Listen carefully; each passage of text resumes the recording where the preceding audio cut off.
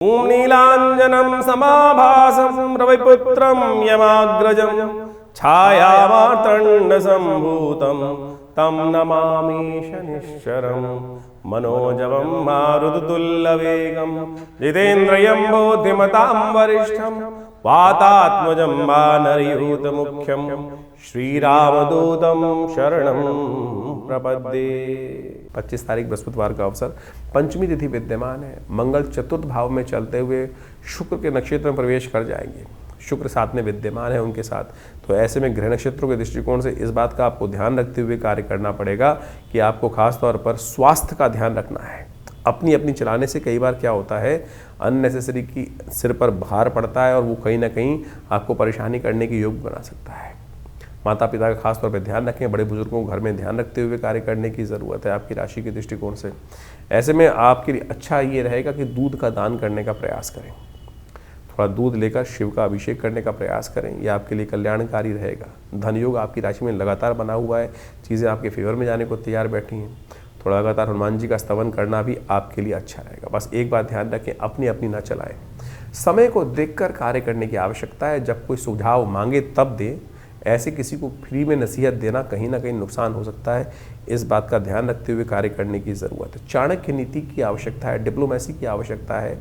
चीज़ों को समझें, चालों को समझें, फिर बोलें। बिना कुछ बोले हुए यदि लेक्चर देना शुरू कर दोगे तो कहीं ना कहीं स्थितियाँ खराब हो सकती हैं। लोग आपको कहेंगे ऐसे ही बकबका रहे हैं खाली। 26 तारीख का दिन शुक्रवार का अवसर, षष्ठी तिथि विद्यमान है और ग्रह नक्षत्रों की चाल जो है वो आपके लिए खराब नहीं है, पॉजिटिव ही है। बस स्वास्थ्य का थोड़ा ध्यान रखते हुए कार्य करें। अननेसेसरी की चीज़ों में, स्वास्थ्य में धन खर्च होने के योग ज़्यादा दिखाई देते हैं। ऐसे में थोड़ा कोशिश ये करें, थोड़ा जो भी चावल इत्यादि हैं, कुछ रोटी इत्यादि है, थोड़ा सा जानवरों को डाल दीजिए, वो आपके लिए अच्छा रहेगा। गौ सेवा करने का प्रयास कीजिए, वो भी आपके लिए कहीं ना कहीं अच्छी स्थिति उत्पन्न करने के योग बना सकता है। ऐसे में स्वास्थ्य का विशेष तौर पर ध्यान रखने का प्रयास करें। सर्दियाँ हैं, लोग पानी कम पीते हैं। किडनी संबंधी समस्याएं जो वृद्ध एज है उनको ज़्यादा परेशानी करने के योग बनाती दिखाई देंगी, तो पानी अच्छी मात्रा में पीजिए, वो आपके लिए अच्छा रहेगा। मानसिक परेशानी थोड़ी हो सकती है, चावल का दान करना उसके लिए कहीं ना कहीं आपके लिए अच्छा रहेगा। 27 तारीख का दिवस शनिवार की तिथि है, सप्तमी तिथि विद्यमान है और ऐसे में ग्रह नक्षत्रों के दृष्टिकोण समझें कि अंतिम शनिवार पड़ रहा है जो 2025 में पड़ने वाला है। और आपकी राशि के दृष्टिकोण से इस समय शनि महाराज का कुछ उपाय करना बहुत ज़रूरी है आपके लिए, क्योंकि कल्याणी ढैया आपके ऊपर चल रही है। इस दिन मार्तंड सप्तमी है। शनि जो है वो अननेसेसरी आपके लिए कुछ ना कुछ विघ्न उपस्थित करने के योग बनाते रहेंगे। नहीं तो ये पूरा वर्ष, आने वाला वर्ष भी इसी प्रकार का है। तो आने वर्ष के पदार्पण करने से पहले ही एक काम करने का प्रयास करें। कहते हैं कि शनि की अपने पिता के साथ नहीं बनते, लेकिन मार्तंड सप्तमी, इस बात का ध्यान रखना। शनि दंडाधिकारी हैं, उनकी बने ना बने, लेकिन आपको उनके पिता का सम्मान करना ज़रूरी है। इस बात का ध्यान रखना। सब मार्तंड सप्तमी के दिन तिल का दान करने का प्रयास करें। तिल से बनी हुई गचक इत्यादि जो है वो गरीबों में वितरण कराने का प्रयास करें, ज़रूरतमंद लोगों में वितरण कराने का प्रयास करें। तिल से हवन करने का प्रयास करें। ओम प्रांग प्रींग प्रोंग से शनिश्चराय नमः शनि स्तोत्र का पाठ कर लीजिए। शनि के मंत्र का हवन करते हुए इस तिल का उपयोग कर लीजिए। देखिए ये आपके लिए बहुत शुभ योग बनाएगी। 28 तारीख का दिन रविवार का अवसर है, अष्टमी तिथि विद्यमान है। सूर्य भी अपनी गति को आगे बढ़ाते हुए शुक्र के ही नक्षत्र में प्रवेश कर रहे हैं, शुक्र साथ में चल रहे हैं और ऐसे में शुक्र के साथ में चलते हुए सूर्य और मंगल दोनों के दोनों शुक्र के साथ के नक्षत्र में ही पहुंच गए हैं। तो ऐसे में ग्रह नक्षत्रों का प्रभाव जो है वो ठंड का प्रकोप बढ़ाता है, सर्दी का प्रकोप बढ़ाता है। तो ये स्वास्थ्य पर कहीं खराब ना पड़े, इस बात का आपको ध्यान रखने की आवश्यकता है। आपका ग्रह इन दिनों ऐसा चल रहा है कि बहुत सारी चीज़ों का इंट्यूशन आपको पहले से हो रहा होगा। ऐसे में कला के क्षेत्र में भी आपके लिए थोड़ा सा समय दिखाई देता है। आपकी कला के क्षेत्र को परखने में, कला में इंटरेस्ट, किसी भी आर्ट में इंटरेस्ट आपका जागता दिखाई देगा। उस आर्ट में जाने से कहीं ना कहीं स्थितियाँ आपकी अच्छी होंगी। भगवान सूर्य का ध्यान करें तो आपके लिए कल्याणकारी योग बनेगा। रविवार का अवसर है, गायत्री का स्तवन करें।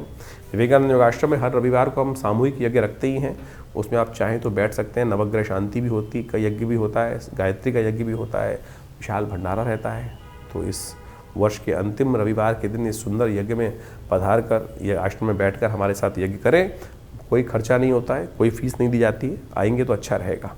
29 तारीख सोमवार का अवसर, नौमी तिथि विद्यमान है और इस दिन सुबह सुबह ग्रह परिवर्तन की तरफ जाएंगे। बुध भी परिवर्तन कर आपकी राशि में बहुत अनुकूल स्थिति उत्पन्न करता दिखाई दे रहा है।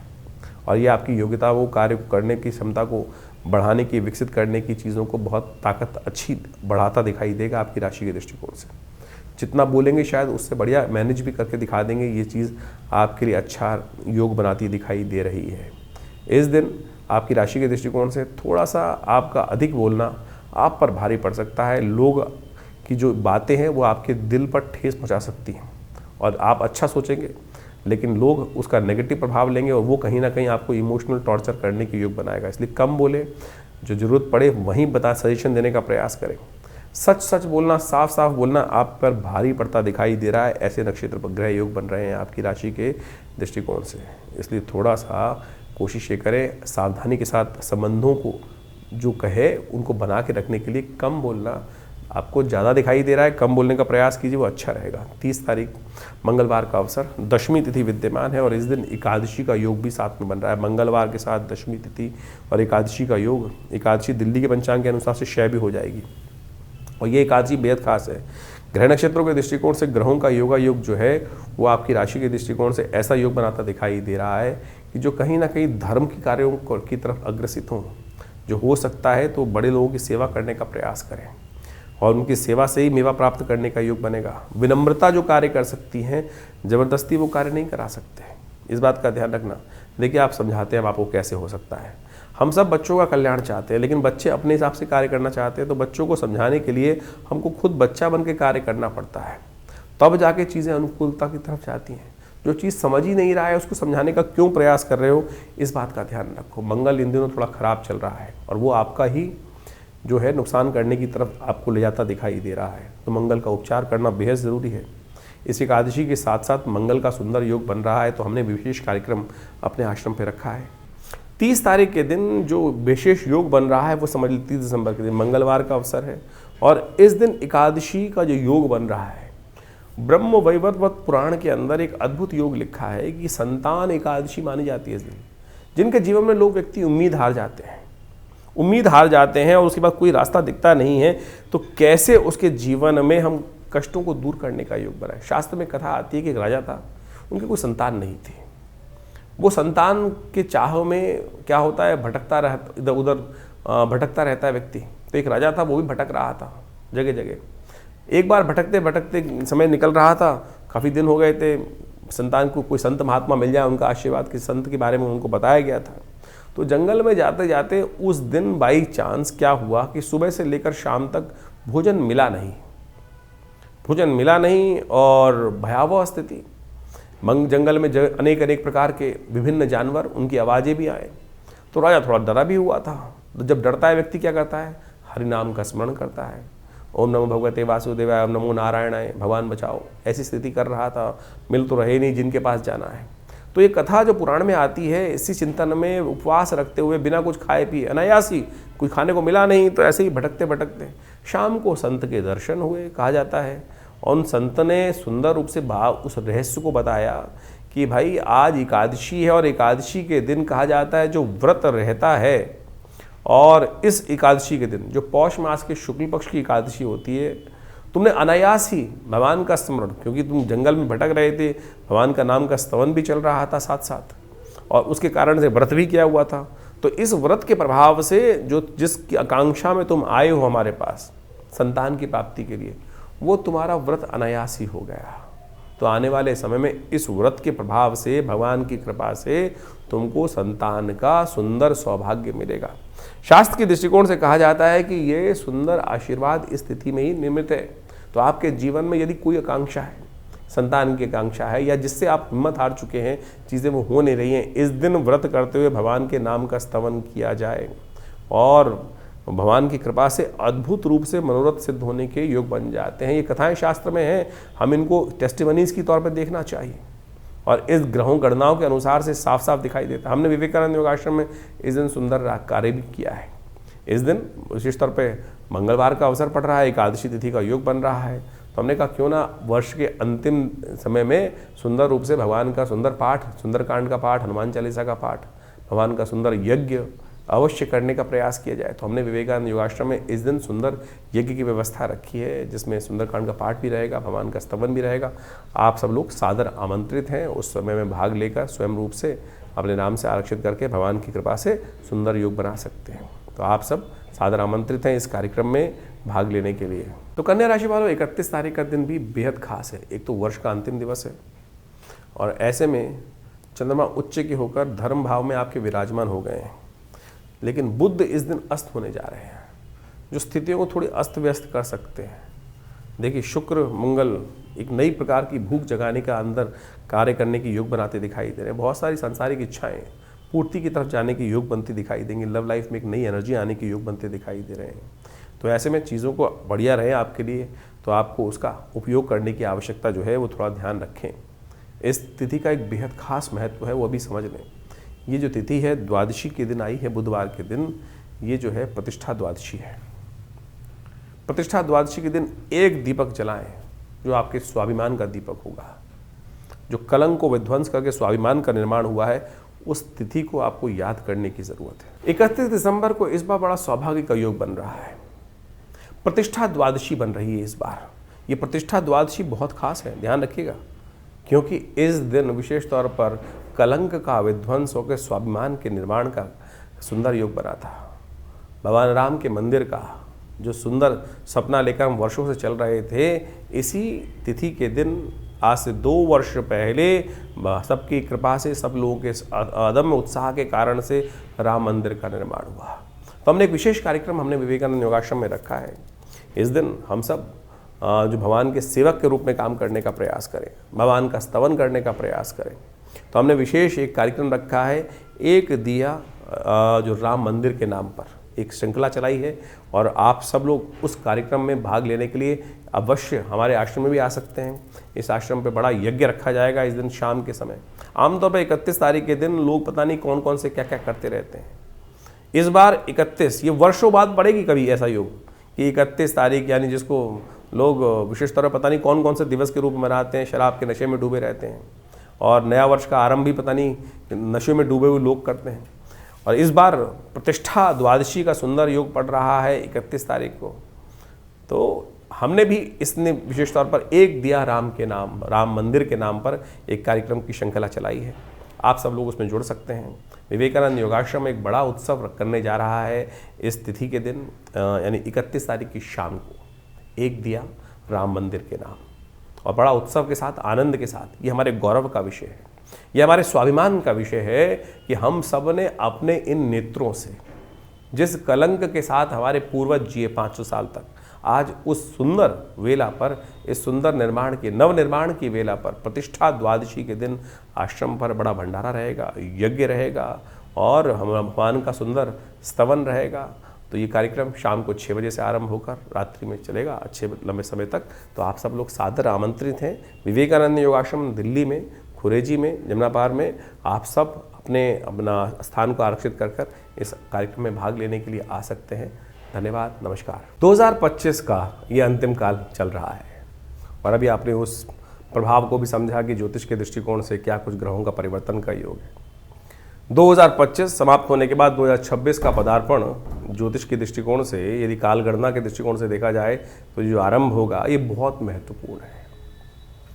2026 एक नई उम्मीद लेकर आ रहा है, क्योंकि इस वर्ष ग्रहों का ये परिवर्तन कई प्रकार के नई उम्मीदों को जगाने की योग दे रहा है। क्योंकि इस 2026 में कई ग्रहों का, यदि हम देखें तो केवल एक शनि महाराज को यदि छोड़ दिया जाए तो बाकी सारे ग्रह अपनी धुरी से चलते हुए परिवर्तन का योग बनाएंगे। और इस वर्ष ज्योतिष के दृष्टिकोण से ये समस्त जो परिवर्तन है, बड़ी उठापटक करने का योग भी बना सकते हैं। जिस काल का आपको वर्षों से इंतजार था, जी हाँ, वर्षों से इंतजार था, वो परिवर्तन का समय अब 2026 है वो लेकर आता दिखाई दे रहा है। सूर्य का ये वर्ष माना जाएगा, और सूर्य के वर्ष के अनुसार से जो ग्रह गणना विशेष तौर पर बना रही है, वो नया एक उम्मीद का तारा उदय होता दिखाई दे रहा है।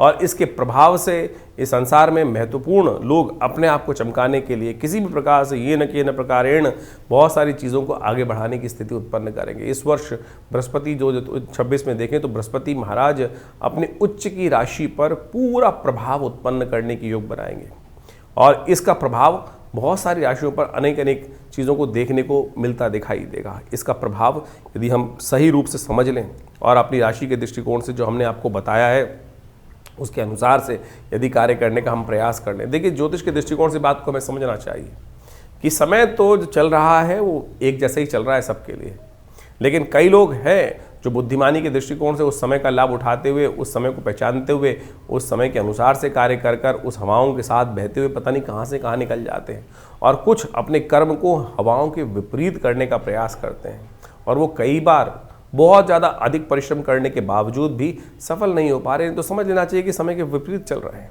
ज्योतिष यही समझाने का प्रयास करता है, तारों की गणना जो है, ग्रहों की गणना जो है, वो यही समझाने का प्रयास करती है कि ये रुझाव, बहाव पानी का, और जो समय का रुझाव है, वो रुझान जो है वो किस तरफ जा रहा है, और उस देश काल परिस्थिति को समझकर हम सही समय पर सही निर्णय ले लें, तो यही सबसे बड़ा विशेष तौर पर प्रभाव समझना चाहिए। बहुत सारी प्रश्न हमारे पास समय समय पर आते रहते हैं। व्हाट्सएप के माध्यम से भी लोग अपने प्रश्नों को लगातार भेजते ही हैं। हम प्रयास करते हैं उन सब प्रश्नों का निदान समय तक पहुंचा दें। लेकिन एक विचित्र बात है कि बहुत सारे लोग प्रश्न आधे लिख के भेजते हैं। जब तक आप प्रश्न पूरा लिख के नहीं भेजेंगे तो जवाब कैसे दिया जाएगा। उसके साथ साथ भी बहुत सारी कालगणना ऐसी होती है कि जो राशि के दृष्टिकोण से, हम गोचर के दृष्टिकोण से ही हम यहाँ बता सकते हैं। लेकिन अगर गोचर के दृष्टिकोण से, जैसा हमने आपके समय बताया कि बिल्कुल अच्छा चल रहा है, लेकिन आपके साथ वो उसके उल्टा हो रहा है, तो समझ लीजिए कहीं ना कहीं ग्रह गोचर की गणना जो है वो आपकी दशा, महादशा या आपकी कुंडली में जो इंटरनल समस्याएं हैं वो आपके जीवन में कुछ भयावह स्थिति उत्पन्न करती दिखाई दे रही हैं। उनका हमको इलाज करना पड़ेगा। जब हम उनका इलाज कर लेते हैं तो चीज़ें परिवर्तन की तरफ बहुत तेज हो जाती हैं और समय का लाभ मिल जाता है। लेकिन हम उस गड्ढे से बाहर निकलने के लिए उसका इलाज सही समय पर नहीं कर पाते हैं। सकल पदार्थ है जगमाही, कर्महीन पुरुष पावत नाही। कर्महीन के साथ ये बात, कर्म का सिद्धांत समझ लीजिए, सही दिशा में सही समय पर किया गया कर्म, तो वो समझते हुए कार्य कर लें तो आपके लिए बिल्कुल सब चीज़ें ठीक हो सकती हैं। यही ज्योतिष का लाभ है। और कोशिश ये करें, हम इस कार्यक्रम के माध्यम से आपके प्रश्नों का निदान जिस प्रकार से दे रहे हैं, तो आप तुरंत इस 2025 तो जैसा निकला, आगे आने वाला जो समय है ना, उसको ठीक करने का हमको प्रयास करना चाहिए। 2026 बिल्कुल आरंभ काल में आ चुका है, शुरू हुआ चाहता है। हमने अपने इस चैनल के माध्यम से बहुत सारी गणनाओं को आपके समक्ष रख भी दिया है और उन सबको समय समय पर आप इसलिए अवगत कराते भी रहते हैं।